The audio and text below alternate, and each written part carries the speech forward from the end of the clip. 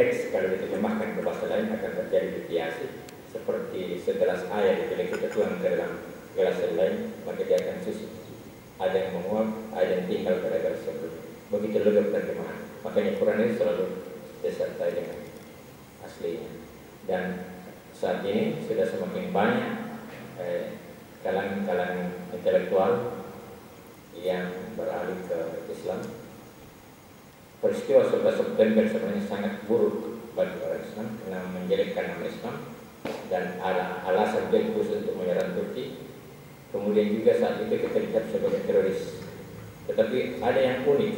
Setelah peristiwa 11 September, makin banyak orang Amerika masuk Islam karena dia ingin tahu apa sih sebenarnya Islam. Apakah betul-betul teroris? Nah itu telah dipelajari banyak yang masuk Islam. Dan malam ini kita menyaksikan pengakuan para profesor tentang kebenaran Al-Quran secara ilmiah. Yang sebelumnya itu banyak pemuka-pemuka agama itu dihukum. Banyak ilmuwan dihukum karena bertentangan dengan kitab sucinya. Para sebenarnya di belakangan Quran itu menunjukkan bukti-bukti. Mari kita sharing. Saya kembalikan kepada Raja. Terima kasih. Assalamualaikum warahmatullahi wabarakatuh.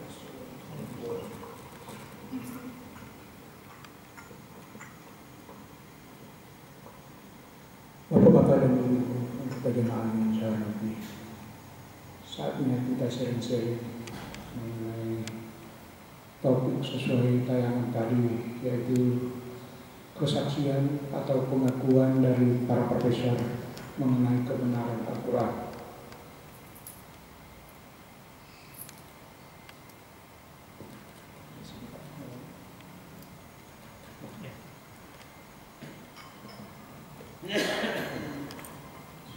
Assalamualaikum warahmatullahi wabarakatuh.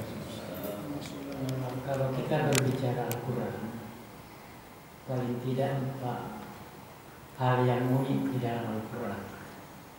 Yang pertama, mungkin satu-satunya kitab atau buku yang sejak terbit sampai dengan terakhir tidak pernah ada edisi-edisinya. Biasanya kalau buku itu ada edisi terakhir, edisi terakhir dulu, ini tidak pernah ada edisinya. Tidak pernah ada versi-versinya. Biasanya dengan Injil ada versi ini. Kalau Quran sejak sama. Yang kedua, sesungguhnya seperti yang disampaikan, menjamin kebenarannya, bahwa apa yang disampaikan betul, tidak ada salahnya. Bahkan orang belum mau mendebat mengenai apakah betul benar apa yang disampaikan, malah ditantang oleh Al-Quran. Kalau memang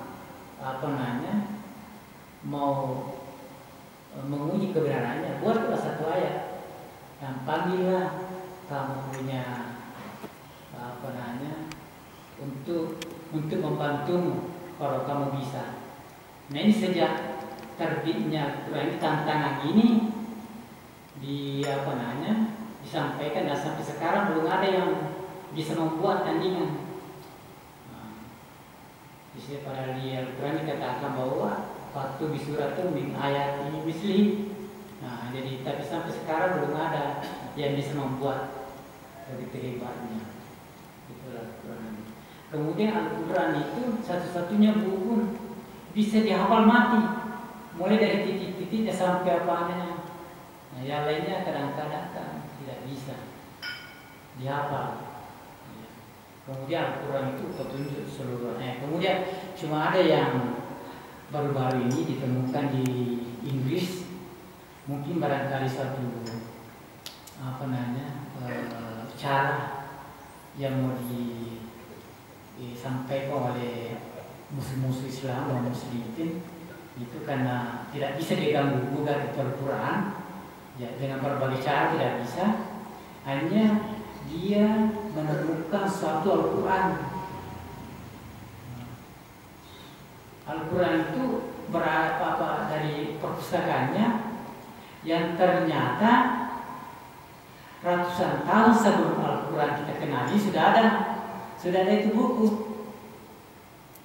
Sehingga dikatakan bahwa sebetulnya itu Al-Quran itu yang ditulis oleh Muhammad ini adalah cuplikan ya, dari buku yang tadinya itu kata cuplikan.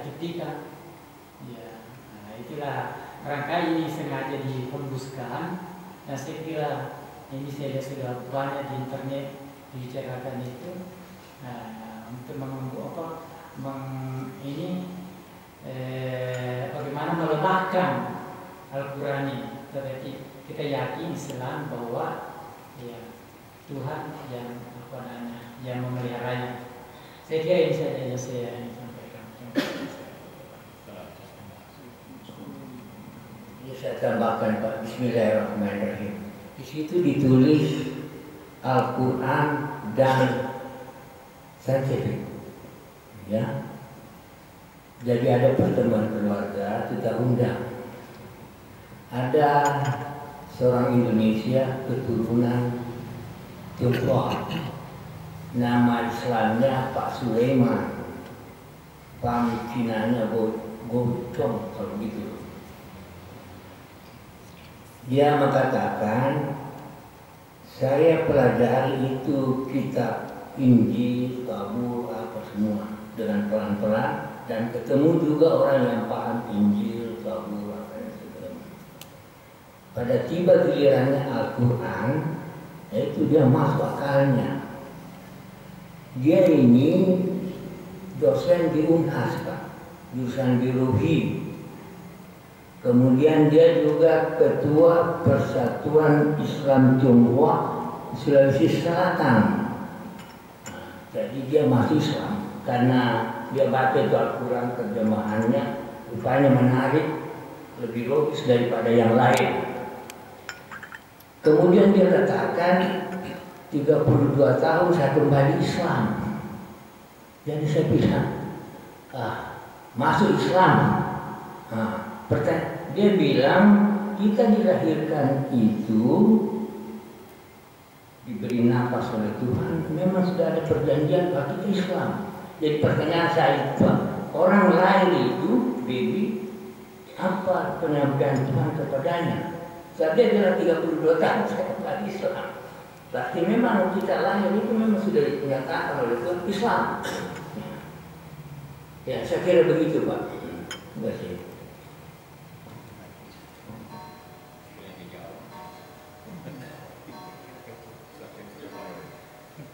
Assalamualaikum warahmatullahi wabarakatuh.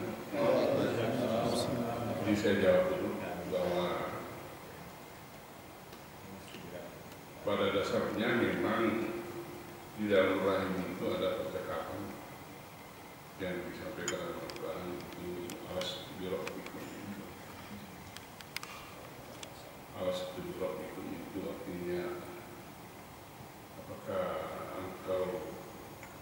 apakah bukan aku Tuhanmu? Apakah aku yang Tuhanmu? Apakah bukan aku ini? Apakah bukan aku Tuhan? Kalau pada asyiknya jawabannya mereka berkata bahwa kami bersaksi bahwa engkau Tuhan. Dan seluruh bangsa, baik dia bukan Kristen atau ateisme dan sebagainya itu melalui rahim baru keluar. Jadi sesungguhnya kita sudah berbaikat di dalam rahim. Itu kata Al-Quran, firman Allah dan Al-Quran. Jadi kalau firman begitu, ya sanina wa ta'ala kita mana kita tahu bisa di scanning itu ada percakapan enggak? Ya enggak mungkin lah. Bisa kita lihat, tapi tidak bisa mendengarkan itu ucapannya. Apalagi masih dalam keadaan baik. Itulah penyampaiannya Allah dalam Al-Quran. Dan Al-Quran itu benar, tidak pernah ada yang tidak benar. Sampai sekarang itu tidak ada orang yang bisa membanding Al-Quran. Tidak ada orang yang bisa menunjukkan di mana kesalahan Al-Quran, di mana celahnya. visi, prosa, soal objek, subjek yang disampaikan mengenai keadaan alam makrokosmos dan mikrokosmos yang ada dalam diri kita. Tidak ada satu ilmuwan, saintis yang menolak atau membantah apa yang sudah disampaikan oleh Allah dan Al-Quran. Tidak ada. Bahkan pada masa Rasulullah itu masih banyak yang belum bisa memahami itu. Misalnya ketika di dalam perut ibu waktu kita sebelum melahirkan satu dilahirkan itu prosesnya, dan itu oleh ilmu kedokteran itu dalam penelitian ternyata tidak ada sedikit pun meleset dari apa yang disampaikan oleh Al-Quran tentang bagaimana proses kejadian seorang manusia dalam rahim ibunya. Tidak ada satu pun teorinya meleset, semua benar. Mulai dari dia saripati di tanah, kemudian jadi air mani, dan kemudian jadi segumpal darah, segumpal daging, kemudian menjadi tulang. Bahkan setelah dilahirkan, ya, diberi kesempatan untuk ya menjadi anak-anak, kemudian menjadi dewasa, sudah dewasa lalu kemudian menjadi tua bangka, sampai pada saatnya dia menemukan dipanggil oleh Allah sampai pada ajalnya. Bahkan kata Allah dalam Al-Quran itu, surat Al-Ghafir ayat 67 bisa diperiksa, itu yang diucapkan disampaikan oleh khatib tadi Jumat di sini, Pak Profesor Dr. Junaidi. Al-Ghafir ayat 67. Bahkan ada yang dipanggil sampai ajalnya sebelum dia jadi tua bangka, sebelum jadi tua, sebelum dewasa. Ada yang anak-anak sudah dipanggil sampai ajalnya. Ada yang bahkan masih di perut ibunya sudah indah-indah. Ya, karena telah dikatakan, coba saya periksa surat Al-Ghafir ayat 67. Jadi, Prof. Muhammad menyampaikan dalam khotbahnya, saya pulang ke rumah, saya buka Al-Quran, Al-Ghafir itu. Subhanallah. Apa yang disampaikan dalam Al-Quran 14 abad yang lalu, hari ini terbukti dengan pembuktian dari para saintis dalam ilmu kedokteran. Apalagi mengenai kejadian alam, beredarnya alam raya, Big Bang, teorinya ada Al-Quran, bahwa dulu itu kita satu, ini alam raya satu, kemudian dia memecah. Kalau diputar mundur dia menyatu lagi dan dia akan menjadi satu titik. Itu juga sudah dibuktikan dalam teori fisika. Tidak ada. Coba tunjukkan di mana caranya. Bahkan Allah menjamin, buat satu ayat yang sama Al-Quran, kamu tidak akan dapat membuatnya. Bahkan kalau kamu panggil semua anggotamu, grupmu untuk bersama-sama membuat satu potong saja ayat dari Al-Quran, Allah menjamin kamu tidak akan pasti bisa membuat. Dan Al-Quran itu bukan bikinan Muhammad, ini bikinan Allah Subhanahu wa Ta'ala. Jangan main-main dengan Al-Quran, itu firman Allah. Karena itu zikrullah itu yang paling pokok itu adalah membaca Al-Quran. Bukan hanya membaca saja, tapi mengetahui artinya, mengetahui maksudnya, mengetahui hikmahnya. Dan tempatnya Al-Quran bukan di rak-rak itu, tapi ada dalam hati setiap orang muslim.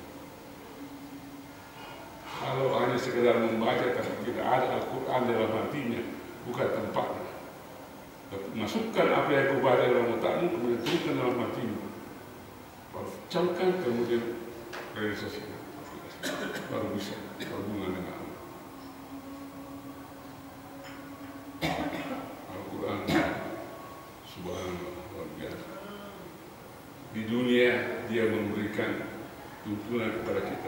di akhirat dia menjaga kita dari atas, dari bawah, dari kiri, kanan.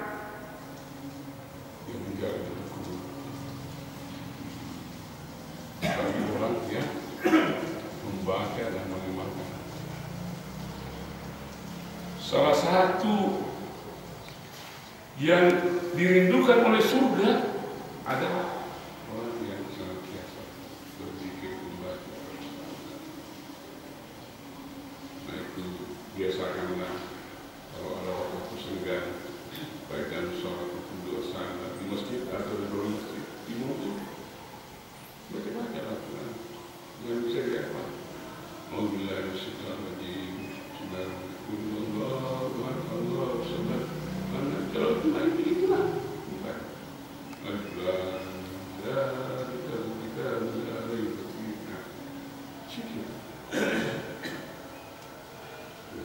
bukan di dalam sholat saja. Di luar salat lebih baik waktunya daripada dalam salat. Dan itulah Al-Quran sebuah mujizat. Mujizat itu diwariskan oleh Rasulullah SAW untuk menuntun umat manusia ke jalan yang benar. Kalau tidak mau menggunakan Al-Quran sebagai penuntun, pedoman,